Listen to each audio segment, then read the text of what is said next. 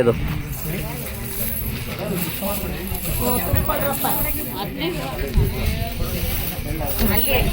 ಎಲ್ಲ ನೀವು ಉಂಡೆಗೆ ಹಾಕ್ತೀರಿ ಬ್ಯಾಂಕ್ ಅಕೌಂಟ್ಗೆ.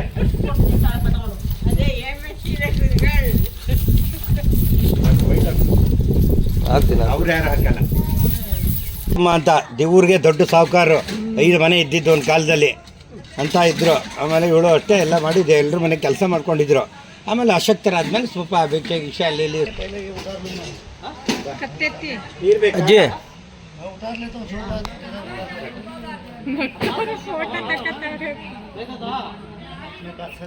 ಅವಳಿಗೆ ಇದು ಫೋಟೋ ಇದೆ, ಕಟಿಂಗ್ ಮಾಡಿಸ್ಬಿಟ್ರೆ ಅವಳಿಗೆ. ಹಾಂ ಆಯ್ತು ಕಣಮ್ಮ, ಚೆನ್ನಾಗಿರೋ ನಿಂಗೆ ಜೀವ ನೋಡು ಮಕ್ಕ ಒಂದ್ಸಲ. ಹಾಂ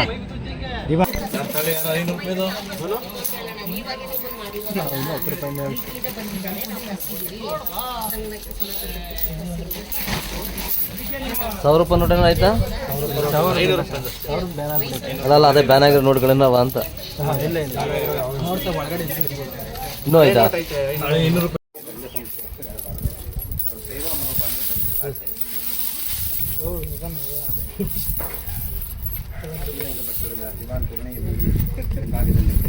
₹5 ಸಿಕ್ಕರೆ ಕೊಡಿ ನನಗೆ.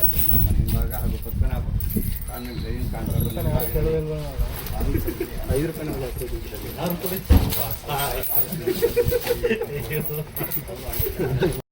ಅವ್ರಿಗೆಲ್ಲ ಬಿಡಿಸಿ ಕರ್ಕೊಂಬಂದೆ. ಇನ್ನೊಬ್ರು ಮನೆಗೆ ಅದೊಂದು 25,000 ಕೊಟ್ಟಿತ್ತು. ಅವ್ರ ಮನೆ ಒಳಗೆ ಕಾಗೆ ಬಂದ್ಬಿಟ್ಟು ಒಂದು ದಿವಸ ಈ ಅಜ್ಜಿ ಸತ್ತೋದ್ರೊಳಗೆ ಅವ್ರು 25,000 ನಂಗೆ ಕೊಟ್ಬಿಟ್ರು.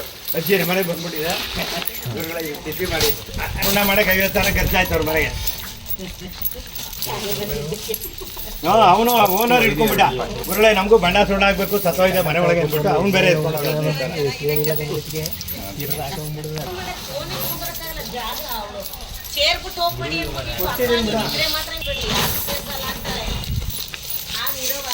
ಅವಳು ತೆಕ್ಕೊಂಬಿಡಿ. ಅವಳು ಇದೇ ನಟಿ ಸಿಗಲ್ಲ ಜಯಂತಿ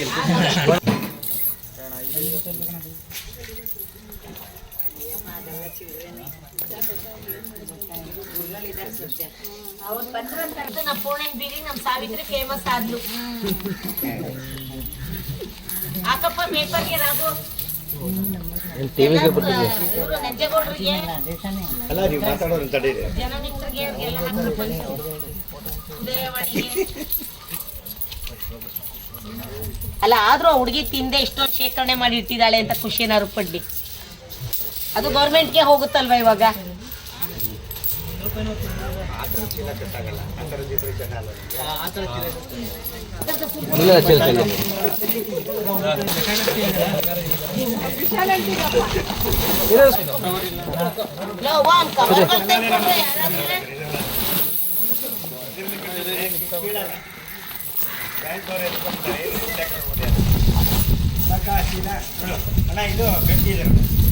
ಹಂಗೆ ಸರ್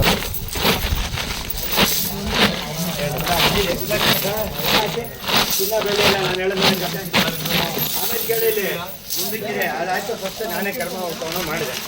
ಮಾಡಿಬಿಟ್ಮೇಲೆ 15 ದಿವಸ ಆಯಿತು.